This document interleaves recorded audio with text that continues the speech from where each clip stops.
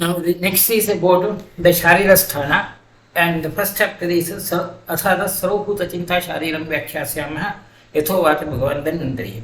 Now, about the Sharira Rachana and Sharira Kriya, the two perceptions which we have now developed, whether this kind of perception is valid from a Adlik point of view or not.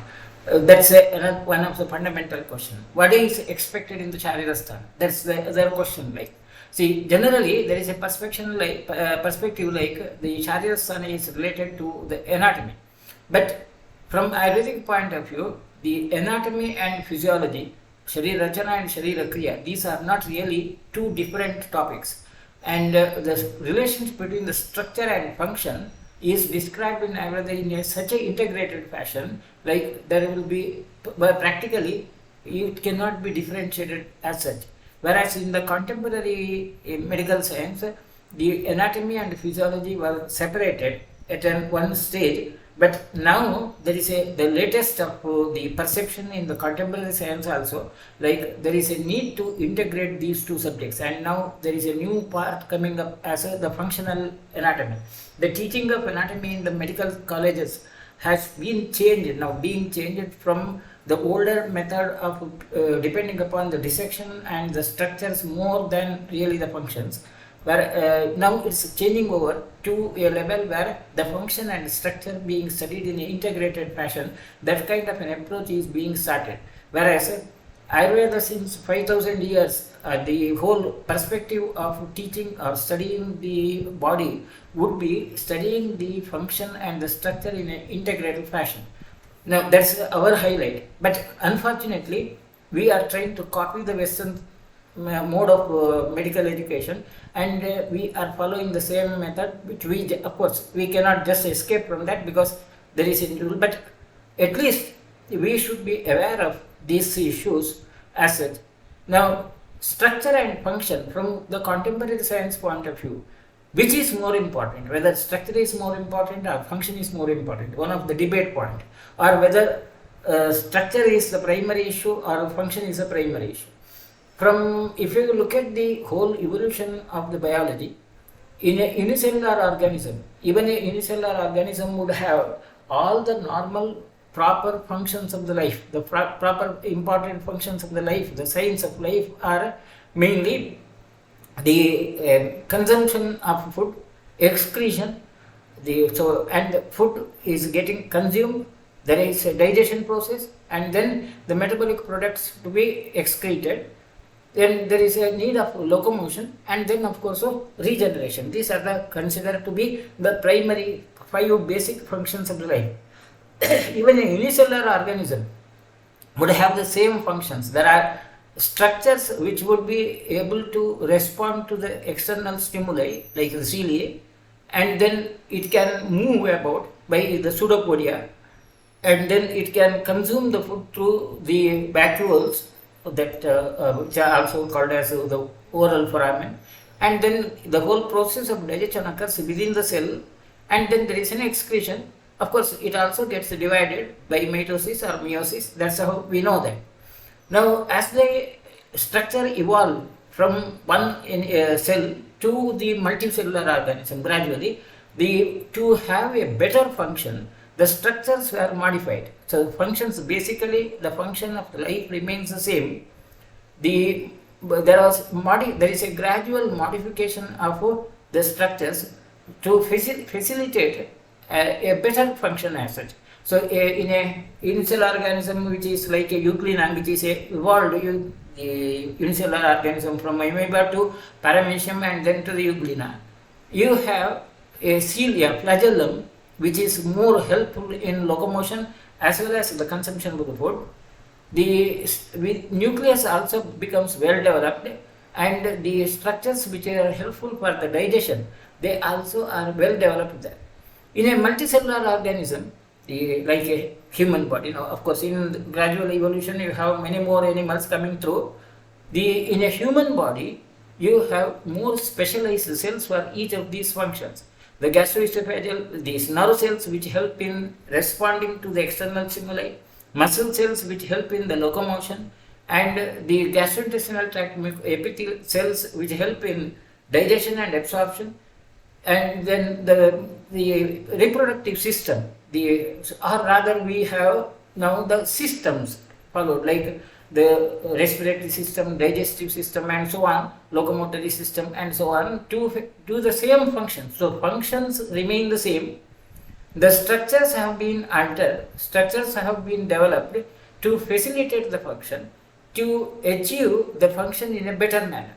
So naturally, there is no need of a debate like whether the functions are important or structures are important, but basically the issue is function and the structures are totally integrated, and the structures are modified to improve the function, and hence there is it's meaningful only when you study the anatomy with that view of the functions, and studying the anatomy only with the cadaver dissection, and studying by heart, by the structures, or simply that relationships and so on, becomes a dry subject. That anatomy becomes a dry subject, and most of the times that's the real reason for the aversion of the students to the subject of anatomy many times. So there is a need to change that perspective, and interestingly, in the Western Western concepts, this kind of a perception has been changed, or it's getting changed.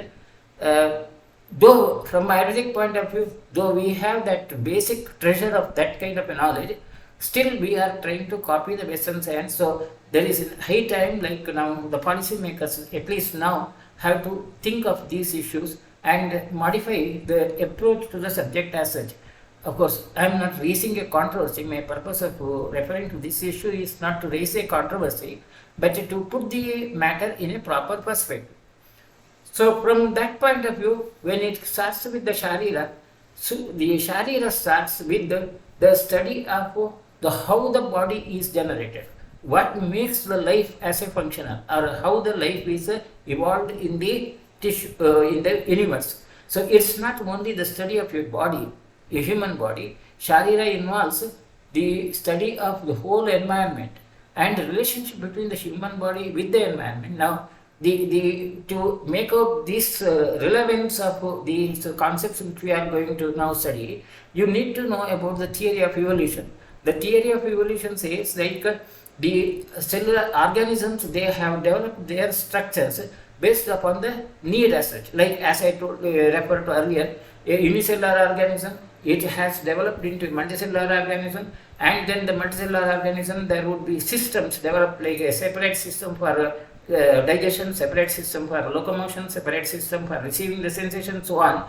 And based upon that, the capability of the organism to survive, and capability of the organism to facilitate the, or maybe the modify the environment in such a way that it can be convenient for it, that has enhanced. And we consider human body as the most evolved, because human body has the capacity to modify the surroundings at times, maybe in a different manner.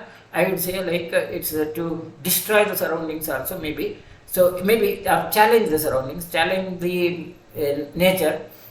Anyway, I am not going to that part of the controversy, but the issue is studying the body in integrity or in total, along with its relationship to the nature, is the basic idea of the Sharira. That's all the point. So Sharira is different from anatomy in these part of in these issues, like, and this difference has to be kept in mind when we go into the Sharira Sthana and reading about. Otherwise, many times people feel that the details which are mentioned in some of these are irrelevant. Or many times students, also Ayurvedic students, also feel that these details which we are going to study, they seem to be irrelevant, but it's not irrelevant. Rather, it's a highly relevant and very sophisticated method of studying the function of the body, structure and function of the body, and very practical also. Now, with this basic introduction, we'll start with Sarvabhhotachintashareera karanam akaranam sattvarajastamo lakshanam ashtarupam akhilasya jagatas sambhava hetuh avyaktam nama tadekam bahunam kshetrajnanam adhishtanam samudrai avadakanam bhavanam. How the universe was created, that's another of the question, for which still no final answer is available. Why the universe was created, how the universe was created, there is no final answer. There are a lot of theories. We will be dealing with these different theories also as we go further into the subject. Now, from Ayurvedic point of view, the whole universe was initially, it's about the Indian philosophy, not only Ayurveda, the Indian philosophy, the whole universe initially was in a situation which could not be perceived, avyakta. Avyakta is something which cannot be seen, which cannot be felt, or so on, something which cannot be perceived.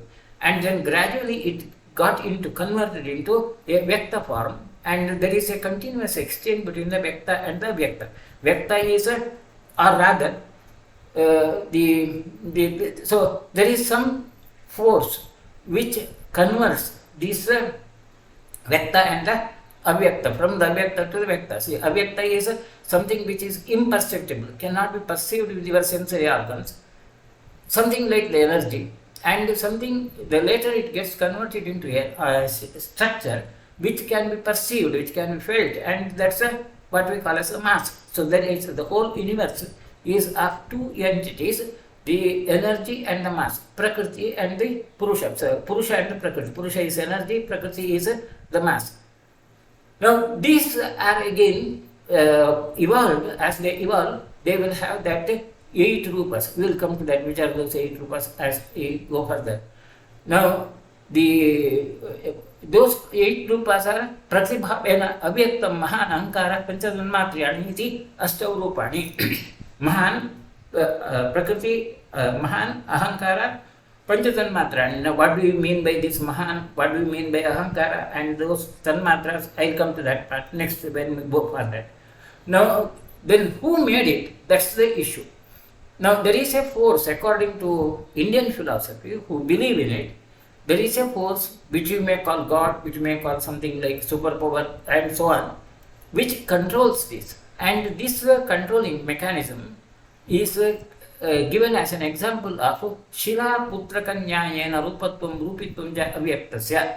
Avyakta gets the Rupa, or it can become a Rupi, it can give the Rupa, in the form of what we call as a Shila Putrakanyaya, very one of the best examples of the Nyaya. Of course, Ayurveda, or rather Indian philosophy as a whole, would have many Nyayas, and Shila Putrakanyaya is something like a sculptor,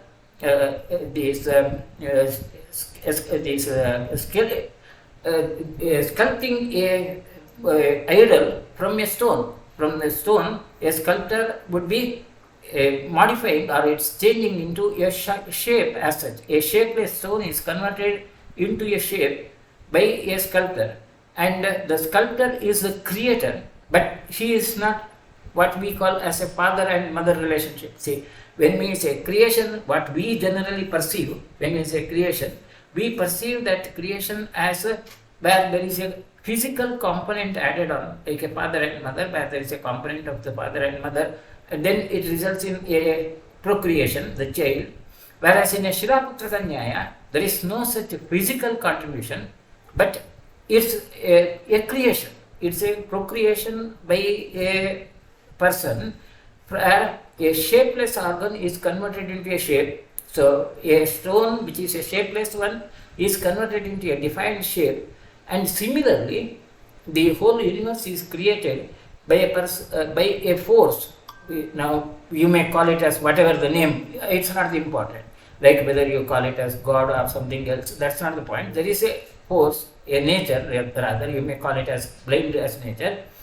Now that kind of a perception is the one which creates. So creation of the universe is under a regulation or a control, which we may call as nature, or maybe those who do not believe, or who it is, I would say natural laws, the laws of the nature.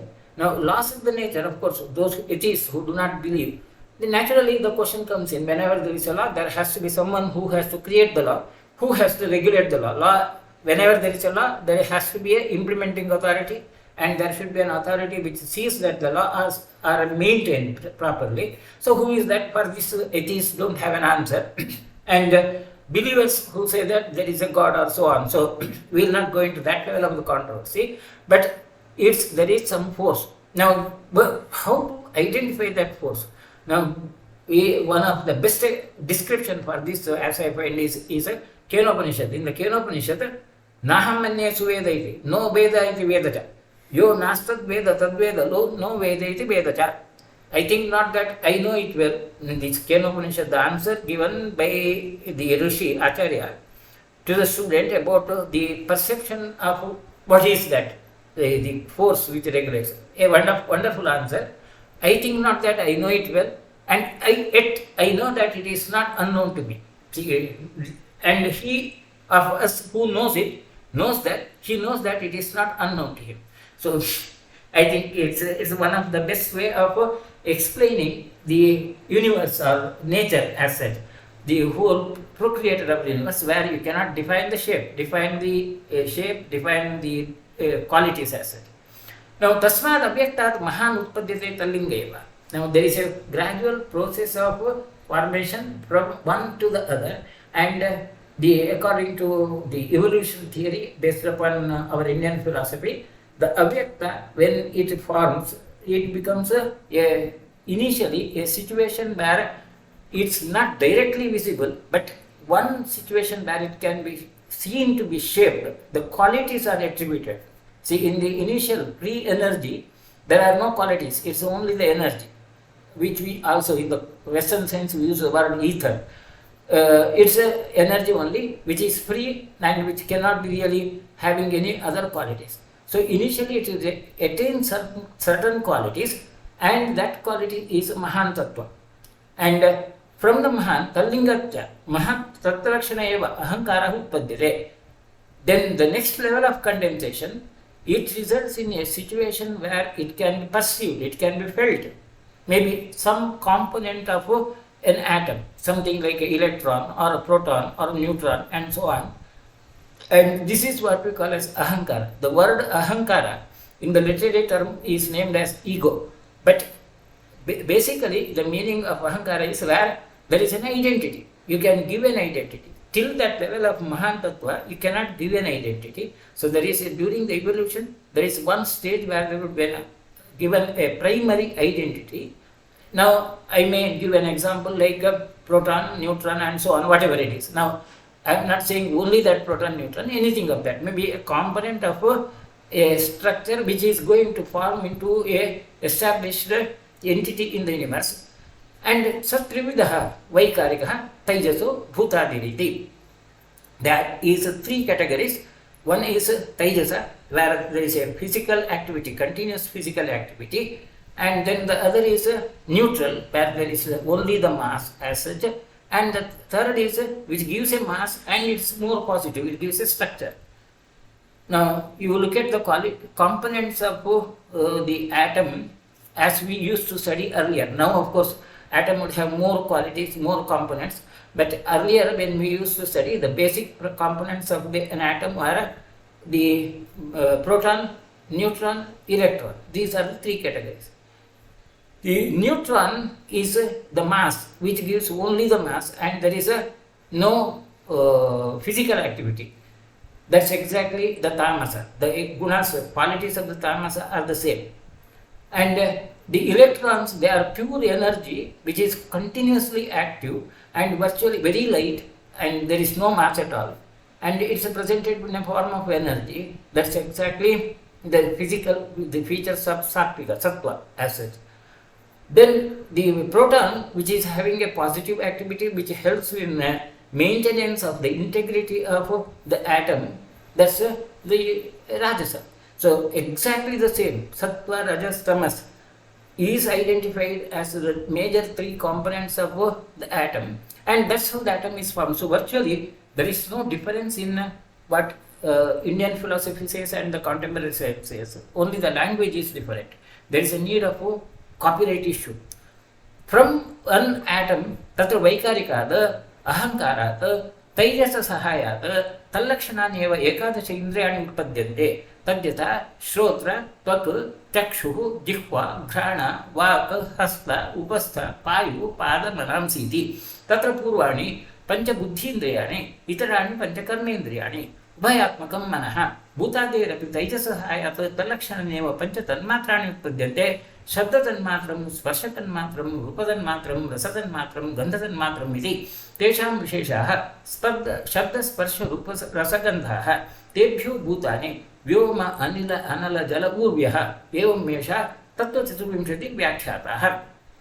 Now, the difference between the contemporary physical science and the Indian philosophy is, from the Indian philosophy point of view, anything, even an atom, it has an existence only when somebody perceives it. Till you perceive, the universe doesn't exist. Only when you perceive, the universe exists for you. That's the basic approach as such. So, who is important? Whether the universe is important or you are important.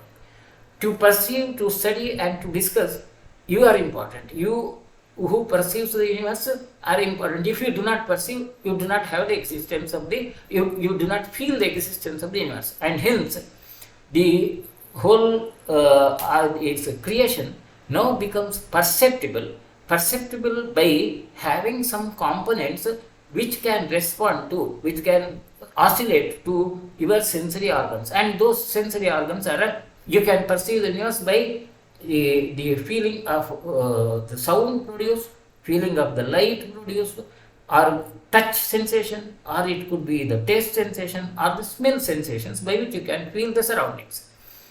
Now, we consider in the contemporary science how you feel these are considered as a different degrees of the energy which really oscillate with your sensory organs. Like when you hear the sound is a certain wavelength which oscillates with the structures of the ear, and hence you are able to hear. The light energy again is a certain wavelength which can be felt.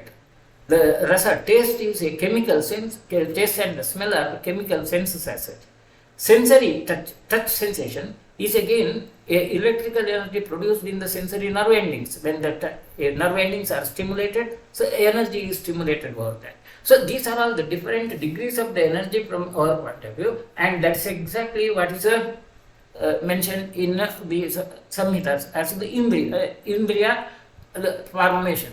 Now, when you say the sound waves, now energy is present in any wavelength, but there is a range of sound waves which can be heard as such. We have supersonic sound waves where the sound waves are there but they are not heard. Sonic sound waves are that wavelength of 600 mph to 2000 mph or something like that range, which can be heard as such. So that range is the Shabda Tanmatra. When the range of the same energy goes up to 6000 to 8000, it becomes a light energy. It can be seen through the eyes. So otherwise, primarily, the light and the sound, there is no difference. It's a energy which has a wavelength. The difference is the range of wavelength which can be perceived. Now, these range of wavelengths are the Tanmatras. Now, when these range of wavelength oscillate with an organ of a creation, organ of a creature as such, maybe universe, human beings or some other. Now, we all discuss about the human beings. Then that produces the Shabda Indriya, and it can oscillate because you have that structure which can respond to that kind of a wavelength. In the auditory sensation nerve endings, you have that capabilities which can respond to that range of the waves, and that's the Indriya. So, Tanmatra and the Indriya, the difference is only that much. Tanmatra is the range of energy which is present in the universe which can respond to, which can stimulate your sensory organs. And the sensory organs are those organs which can respond to that kind of a range of the energy which are present in the body. So you have a receiver and a range of energy which can be received. That energy range which can be received is the Tanmatra, and the receiver is the Indriyas. So I think there is no confusion.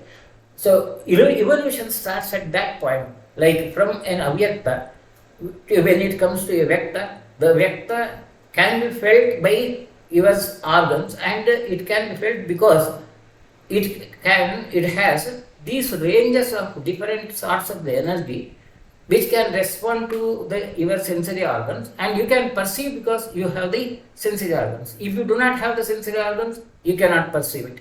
Suppose if that object doesn't have that range of energy, it cannot be perceived by your sensory organs. Like suppose a object doesn't have the audible range of energy, you cannot hear any sound from that.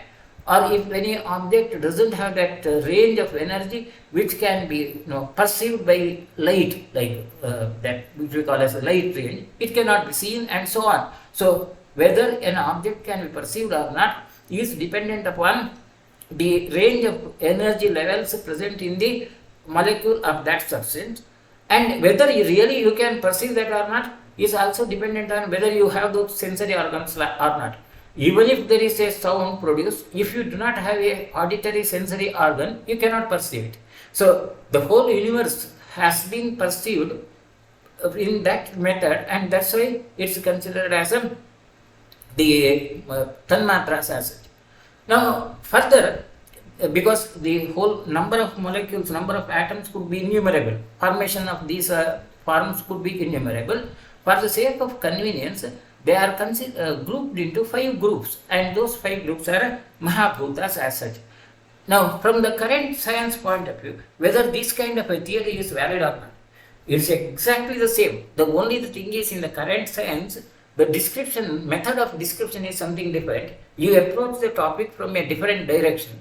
But at one stage, there is a unification. The same is described in the current science too. So I don't find any difference between the current science and our ancient philosophy.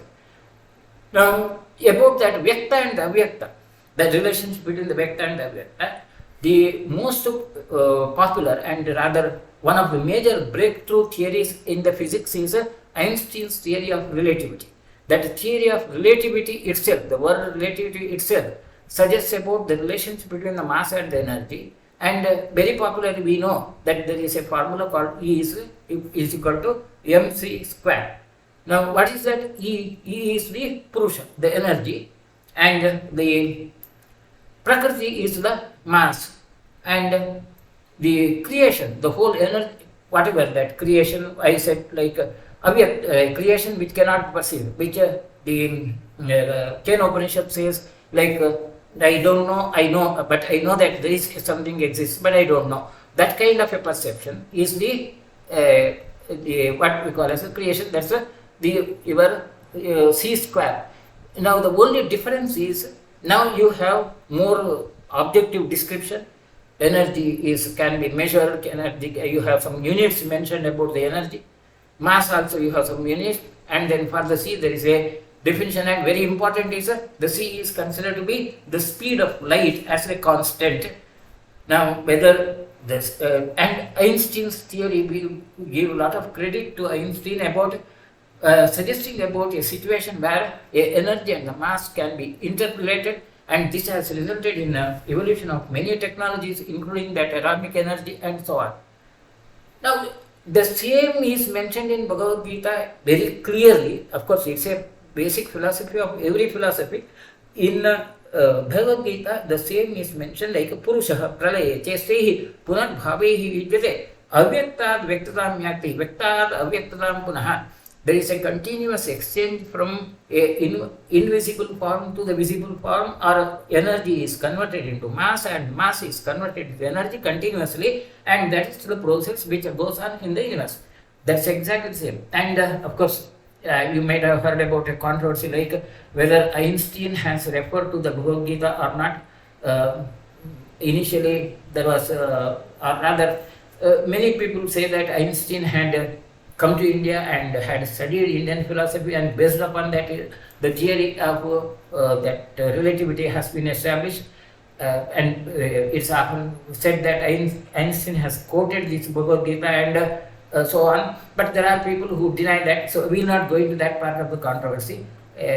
But we should be aware of the discussions going on in the around us, like this kind of a discussion goes on there. Now, tatra buddhi indriyanam shabdadayo vishayaha karmendriyanam yathasankhya mochana adana ananda visarga viharadi. Now, the sensory perception is by the shabdadi indriyas, shabda sparsha rupa rasa raka. But survival of an animal, what we call as the features of the life, would be from our Ayurvedic point of view, Vachana, speech, Adana, receiving, Ananda, enjoying or asset. Visarga is ejaculation, or excretion. Viharanani, movement. That's exactly the locomotion, the science of life which we consider as the locomotion, the evacuation or the digestion, consumption of the food, digestion, and the excretion, the visarga, and the division or maybe multiplication, the ananda. The only extra which is mentioned is the vachana, speech. Of course, that's actually in the lower animals, you may not have the speech, but there are certain methods of responding to the universe or communication between one to the other. The method of communication may vary from a lowest animal to even a unicellular organism communicates to a surrounding area, and it may not be audible speech, but in a evolved animal like a human being, you have that speech, and hence that's considered as a karmendriya. Avyaktam mahan ahankara panchatanmatrani cheti astau prakriteha. The avyakta, the original, then the ahankara, then tanmatra, the ranges of the energy which would be regulating. These are considered as a prakriti because they are the ones which can result in the generation further, and they are the originals. Then later on, the vikaraha, those are the creations as such. Now, the same is described in the different Indian philosophies in a very classical manner, and these kinds of the description also would be quite important. According to Rigveda, initially, before the energy and the mass has been formed, the universe was existing in a manner where it could not be perceived. Na asat, asit no, sadasit, tadanim, nasit, rajo no, vyoma paroyat, kima avarivakkuha kasya sharman ambhak kimasi gahanam gathiram, namrutyarasit, amrutam nadarshi, naratya ahannam asit prakyetah, anidavatam sudhayatadekam tasmat anyanna parakkim chanasam, iyam visristim yata avabhuva yadim vadate yadivana, यो अस्य अध्यक्षः परमे व्योमन सो अंगद वेद यदि वा न वेदम. These are from the Rigveda shlokas, from the Rigveda, which describe about the same issues. Like initially in the universe there was nothing in the sense, it's not that there is nothing, na asat, it's not that there was nil, but it was there, but it was not present in a manner which could be perceived. Na asat, na asit, it was there, but it was asat. And sadasi, it was existing, and at that time, in the initial stage, it was never having a form which can be seen. There was no process of destruction. Namratyuhu na asid amritam. There was no question of creation at one stage, and from that stage, because of a adhyaksha, a person, or maybe I would use the word person is not correct, but some force which would be regulating, he started. So Rigveda says that there is one entity, to use the name person, I think is not a very correct English word, you do not have. The adhyaksha is the correct word. Adhyaksha is a main axis, a force which initiates the activity, the center of the force. It is one which started that process of the Srishti, and the Srishti resulted in the same. And the same, when it started, initially it started with a small atoms which would not have an identity. But these atoms put together, they will produce a molecule, and these molecules were named as, based upon their qualities of these molecules, they are named as the different Mahabhutas, and tasmat va etasmat atmana akashat sambhutah.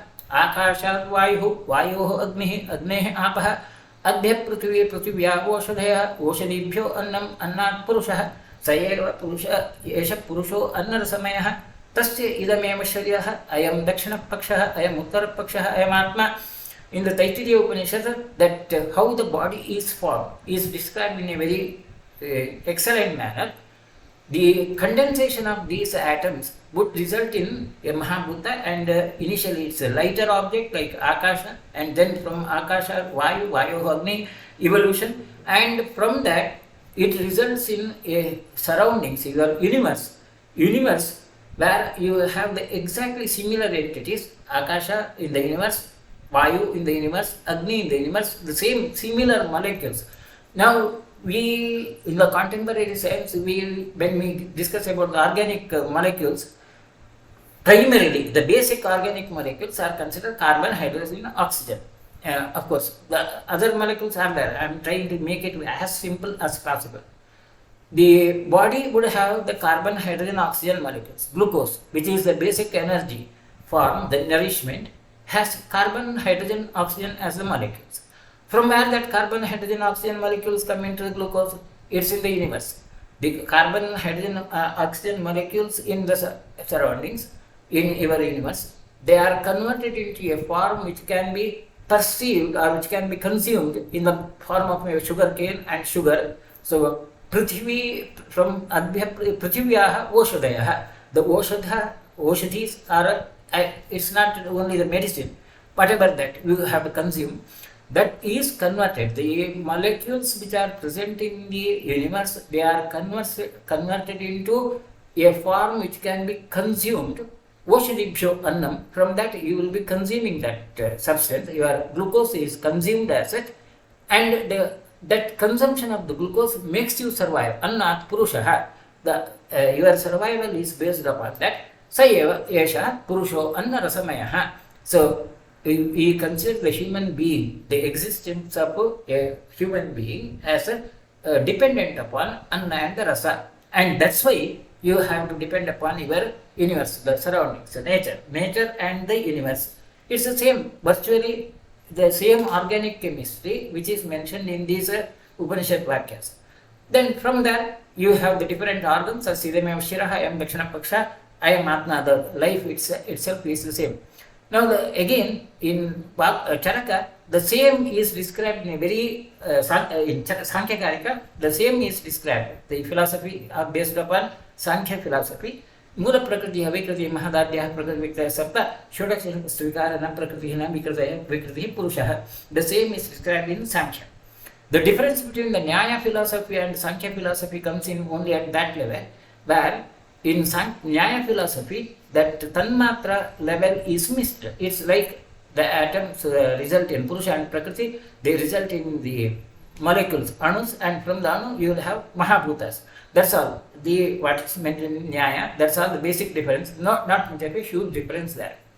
Now, स्वस्वश्चेषां विषये अधिभूतं स्वयं आध्यात्मम् अधिदैवतम् अथ बुद्धेः ब्रह्म अहङ्कारस्य ईश्वरः मनसश्चन्द्रमाः दिशश्चोत्रस्य त्वचो वायुः सूर्यश्चक्षुषः रसनस्य आपः पृथिवी घ्राणस्य वाचो अग्निः हस्तयोः इन्द्रः पादयोः विष्णुः पायोः मित्रः प्रजापतिः उपस्थस्य चेति.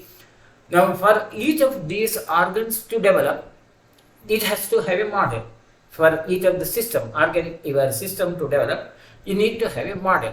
And that model is again has to be in the universe. Now when we say digestive system, the digestive system has to have a model of consuming and digestion and the excretion. Nervous system has to have a model of responding to the stimuli and receiving the stimuli and preparing a proper response to the stimuli. Now these models are described in the form of some divine elements. So it's not like Brahma is a god, Ishvara is a god. No. The basic idea of describing Brahma, Ishvara, Chandrama, etc. are based upon the models which give you the functions of these different organs or maybe the components of the body. And but our Indian philosophy says Brahma is suggestive of word, Brahma suggests about knowledge. And for the knowledge, the buddhehe Brahma. Buddhi is the Brahma. Ahankarasya Ishvaraha. Ishvara is a self-existence where you can respond powerfully, respond to the stimuli. Chandrama is something cool which keeps you cool and meditate. So this kind of the different organs, different functions of the body, they get a model in the universe and they are evolved and they are considered as Adhibhuta Adhyatma.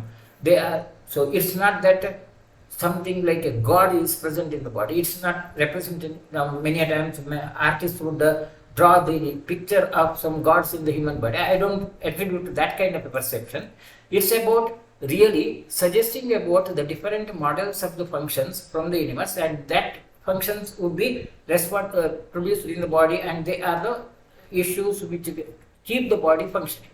स एव अचेतनेशवर्गः पुरुषः पञ्चविंशतितमः कार्यकारणसंयुक्तश्चेतयिता भवति सत्यपि अचैतन्ये प्रधानस्य पुरुषकैवल्यार्थं प्रवृत्तिम् उपदिशन्ति क्षीरादींश्चात्र हेतून् उदाहरन्ति. Now simply a building of molecules, that mass of molecules is not a living body. There has to be something of a force which is called life. Now what is that life force? Modern science is not still capable of identifying this. Many times it is considered like a biochemical reaction and so on, but that's not still final. There is no final answer like what is life. What makes the difference between a carbon, hydrogen, oxygen mass and a living being? That difference cannot be still made out. You have a lot of theories. I will not go into that kind of a theory description because it's a very huge topic, and lots of issues are there. So from our Indian philosophy point of view, there is something called as a life force, and that life force is called as Atma. No, though it's not defined in the contemporary science, still we make out the difference between living and non-living. At least we can define when it is dead and when you are living as such. Now, Kenopanishad describes these forces in a very beautiful manner, and it's a very fantastic description of the Kenopanishad. श्रोत्रस्य श्रोत्रं मनसो मनो यत् वाचो हि वाचं सौ प्राणस्य प्राणः चक्षुः अतिमुच्य धीराः प्रेत्य अस्मात् लोकात् अमृता भवन्ति. Now that's the same for shrotra. There is a shrotra model, mano model. So instead of attributing it to some name of a god, Kenopanishad says about the models and how to describe that model. For the chakshu model, the model of function of the eyes, natata chakshur gacchati, न वाक् गच्छति no मनः न विद्यो न विजानीमो यतेद अनुशिष्यात् अन्यदेव तद्विदितात् अथः अविदात् अधि इति शुश्रूम बहुवेषां न तस्मात् वाचचक्षिरे यद्वाचाम् अभ्युदितं येनं वाक् अभ्युद्यते तदेव ब्रह्म तं विद्धि नेतं यदिदम् उपासते. Now it cannot be perceived. Now that entity is an entity which cannot be explained by your words, it cannot be seen by your eyes, it cannot be imagined by your mind, but we feel that there is something existing about it, and beyond, something which is beyond your sensory capabilities, which keeps that life, which keeps the body functioning, that is considered as a Brahma, Vidya, or life as such, Atma as such. So, Tadeva Brahma, Tvam Vidhi, Na idam yadidam upasate. It's not something which you have to worship. That's very interesting. Kenopanishad suggests about a situation where it's not necessary that you have to worship, but there is a Brahma, life as such. And that life is not different from what you perceive as a god. So from the Indian lifestyle, whenever you do the puja in the morning, those who do that puja, worship, the basic idea is you have to worship the puja in an idol by the transferring the Paramatma from your Hridaya to the idol, and then at the end of the puja you have to again take it back into your Hridaya. This is what is done in the every puja as such. Now those who know about it, worshipping, the mechanism of worshipping, very nice concept and that concept is exactly what's mentioned in the Kenopanishad.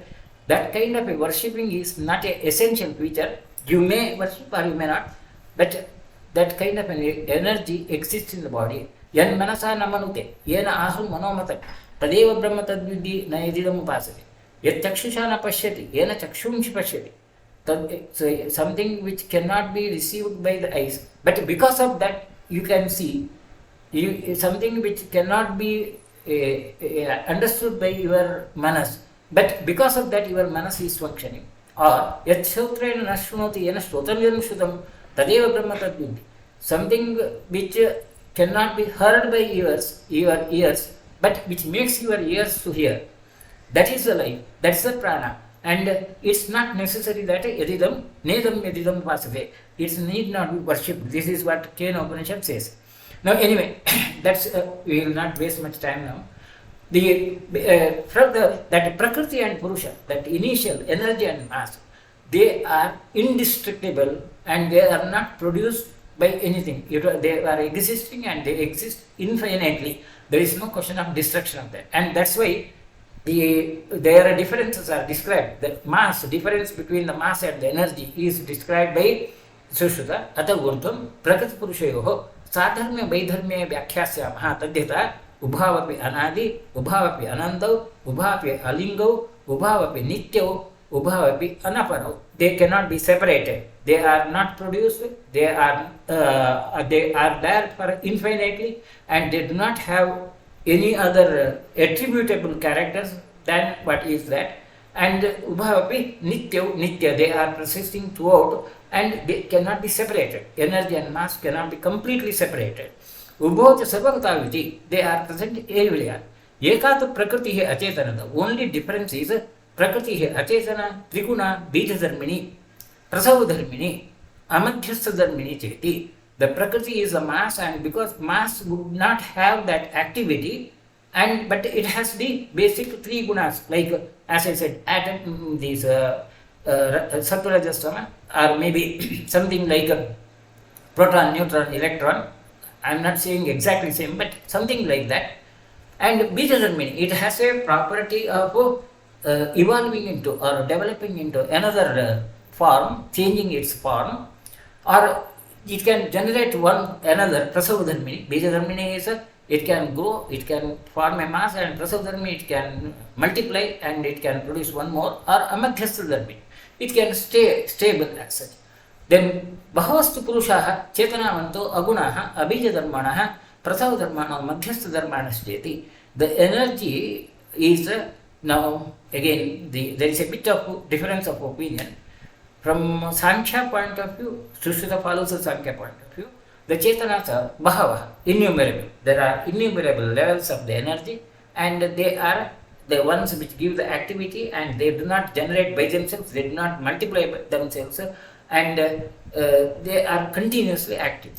Of course, from the Nyaya philosophy, the energy is one, and it's only one energy which is present in the universe, and the same would be reflected in the form of multiple functions. That's all the reflections as such. That's what is the difference. Like तत्र कारणानुरूपं कार्यमिति कृत्वा सर्वे एवैते विशेषाः सत्वरजस्तमो भवाः भवन्ति तद् अन्यनत्वात् तन्मयत्वात् तद्गुण एव पुरुषाः भवन्ति इत्येके भाषन्ते. Sattva-rajas-tamo guna I have already described in the form of maybe the protons, neutrons, electrons. Then once that formation has resulted in an object, the object in the universe, a non-living object in the universe, may have the solid, liquid or gas forms.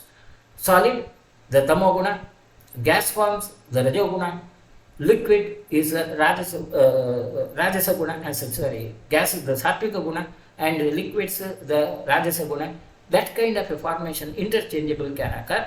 And of course, from physics point of view, there is one more form called as a plasma situation, where it becomes deionized or temporarily existing active form, the tanmatra form, which can also be formed as such. This is exactly what's mentioned in the universe as such. And based upon that, your body properties would increase. Now, who created? Why the creation occurs? Now, for that, the theory is from each of these philosophy there may be a different sort of theory, but Vaidyaketu, from Ayurvedic point of view, they accept all the theories, multiple theories of the creation, why the creation occurs. And those are Swabhavam, Ishwaram, Kalam, Yadrcham, Niyatim, Tada, Parinamancha Manyante, Prakritam, Prasudarshana. Swabhava is natural, because once that energy and mass is there, by nature it has to unite and then it has to form. Ishvara is very something regulatory force which forms it. Kala is the season, time factor which decides about. Yadricha, accident. Niyati is it's determined, predetermined. Parinama is a consequence, or maybe taka, the chemical change which occurs. Now these are all the different theories of the universe. From the current science point of view, That is the very popular theory of creation of the universe is the Big Bang theory. That's the Yadrcha. Big Bang theory is based upon the same issue, like there is an accidental fusion between the two components, molecules, which results in the initially a quantum gravity ball, and from it has taken around 14 billion years to form an atom. So initially there was this Big Bang theory is there is a energy level, that energy has condensed into different levels of this, and as per the theory it has taken so many years, and 14 billion years it has resulted in what we see today as the life, living being. So from a energy, non-living objects, so that's exactly the evolution which we see in our Indian philosophy. To confirm that, now there is one experiment done, I think the currently known, very well known and biggest experiment in the universe is the Hadron Collider or CERN, where there is an attempt to create a model of Big Bang where the simple energy is converted into heat into a form of a molecule. Till now, after about 25 years of these experiments, they are able to create one proton. So one proton is created.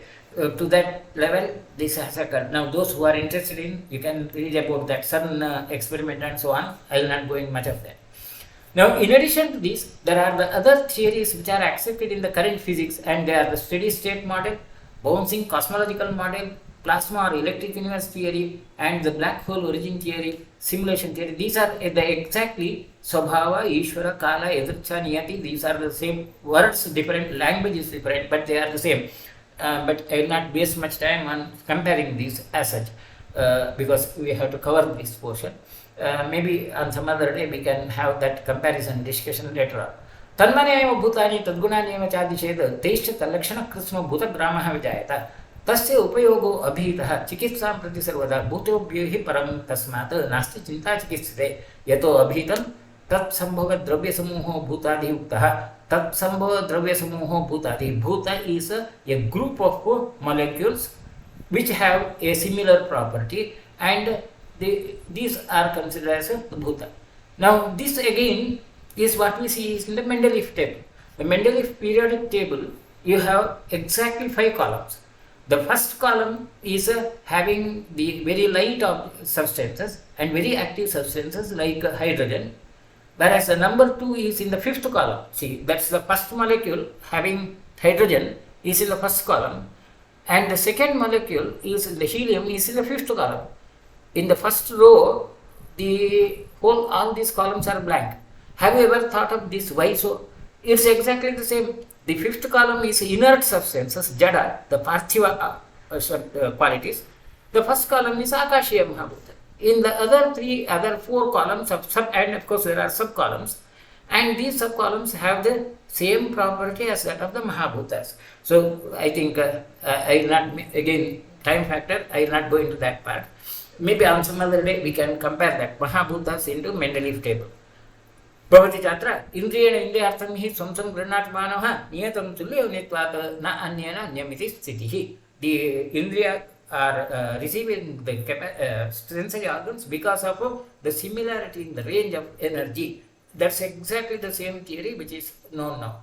तथा न च आयुर्वेदशास्त्रेषु उपदिश्यन्ते सर्वगताः क्षेत्रज्ञाः नित्याश्च असर्वगतेषु च क्षेत्रज्ञेषु नित्यपुरुषख्यापकान् हेतून् उदाहरन्ति. आयुर्वेदशास्त्रेषु असर्वगताः क्षेत्रज्ञाः नित्याश्च तिर्यग्योनिमानुषदेवेषु सञ्चरन्ति धर्माधर्मनिमित्तं त एव अनुमानग्राह्याः परमसूक्ष्माः चेतनावन्तः शाश्वताः लोहितरेतसो सन्निपातेषु अभिव्यज्यन्ते यतो अभीतं पञ्चमहाभूतशरीरी समाय पुरुष इति स एष कर्मपुरुषश्च चिकित्साधिकृतः.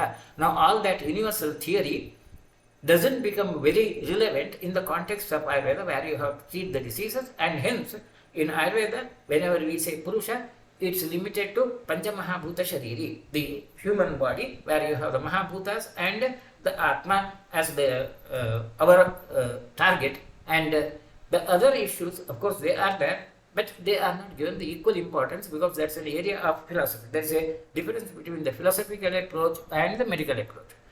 तस्य सुखदुःखेच्छाद्वेषो प्रयत्न प्राणापानो उन्मेष निमेषो बुद्धिः मनः संकल्पो विचारणा स्मृतिः विज्ञानम् अध्यवसायो विशेषोपलब्धिश्च गुणाः. They have the psychological and physical activities which could be presented, and again normal physiological activities and the activities which are developed and cultivated activities. The physiological activities are prana, apana, unmesha, nimesha, and cultivated like sukha, dukkha, ichha, dvesha, so on, and based upon that they continue the life.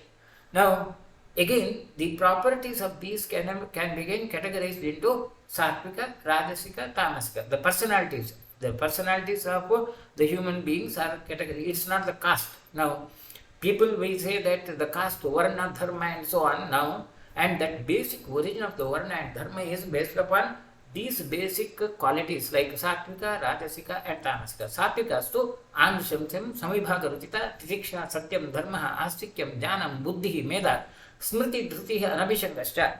Sattvika properties are those who do not have a ill habits, like those who do not have suspected qualities, anushamsam, suspected qualities, suspectable qualities, and those who have an interest in studying detail and going into a perception of the knowledge, and those who have follow truth, and those who believe in the universe as such, and who are followers of the knowledge, and who have a better capability to retain the memory and express as such. Whereas rajasastu dukkha bahula atanashilata, adhrutihi, ahankaraha, antitikatvam, akarunyam, dambha, manaha. The physical properties like they who are very emotional, unstable emotionally, and who have ego, they are the tamasaha, rajasaha.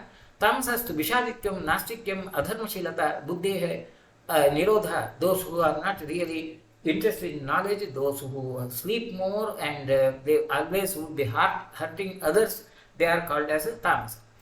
And then the other properties of these Mahabhutas are Antarikshaha, Shabda, Shabdendriyam, the Shabda and Shabdendriya, and Sarvachitra Samoho Viviktatacha. The cavities in the body, they are represented by the Antariksha Mahabhuta. Vayavyastu Sparshaha, Sparshendriyam, Sarvachesta Samoha. All the activities of the body and the sensations, they are, touch sensations are the Vayu Mahabhuta. Then Sarva Sharira Spandanam Lahutacha, movement also is Vayu Mahabhuta. Tejasastu Rupam Rupendriyam Varnaha Santapaha Bhratishtuta Bhaktihi Amarsa Saishnyam Shauryancha. The Agni Mahabhuta will result in the Rupa, the visible form, and the capability to receive the anger, digestion. These are the Tejasa Mahabhuta. Apyastu Rasaha Rasanenjam Sarvadra Samoha Guruka Shaityam Sneho Retascha. Archivast Gandha Gandhendriyam Sarvabhhota Samoha. These are well known. Tata Sattva Bahulam Akasham Rajo Bahulo Vayu Sattva Rajo Bahulo Agnihi Sattva Bahulo Apaha Tamo Bahula Prithibiti. Now based from that Sattva Rajas Tama 3, you have that 5 models, and these 5 models are the Akasha, Prithvi, Mahabhuta, and Mahabhutas.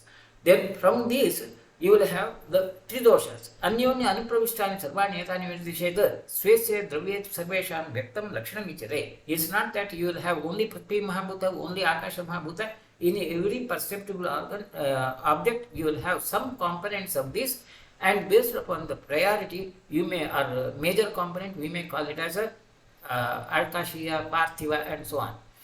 Astau Prakriti Prokta Vikara Shodashevedu Kshetrajnasya Samasena Sotantra Paratantrayoho. That's about the summary of this chapter. With this we conclude the first chapter. It is Sushya Samhitam Sharirasthane Sarvabhhotachintashareeram Nama Prathamadhyaya. Of course, we have scuttled certain discussions because of the time saving issue. Maybe if at all there is any issue, we can discuss about in due course of time whenever there is some opportunity as such. Then Atma and Prana are same. Yes, of course, Atma and Prana are the same. Then another question. Samhita may not be formed in a year by Sushruta. It might have been many years to have taken as a whole life, and maybe his seniors made some collection or matter, and that has been continued to Shishya Parampara. Yeah, then how the Samhita is said to be one's theory? Kindly share your view. So, okay, all right. Now, I do agree that the knowledge is not creation of any single person. Definitely, yes, the knowledge has been there for many generations. But someone has presented in a form of readable, the writing form, and we attribute it to the Sushruta Samhita. Sushruta is the person who wrote it. So it's not that the knowledge is of Sushruta, but Sushruta has written the knowledge which is existing in the universe. But for all practical purposes, we attribute it to the author. So it is true that any text, in any of the texts as such, it's not the author who has invented the knowledge. There could be, the knowledge has been there and the author has presented it in a form of perceiving, like reading, and you attribute that to the author. So it's justified if you say that Sushruta has mentioned the theory, but it's true that it's not Sushruta was the inventor. I think I have, that's a proper answer. Right. No more questions. So with that we will conclude. Thank you.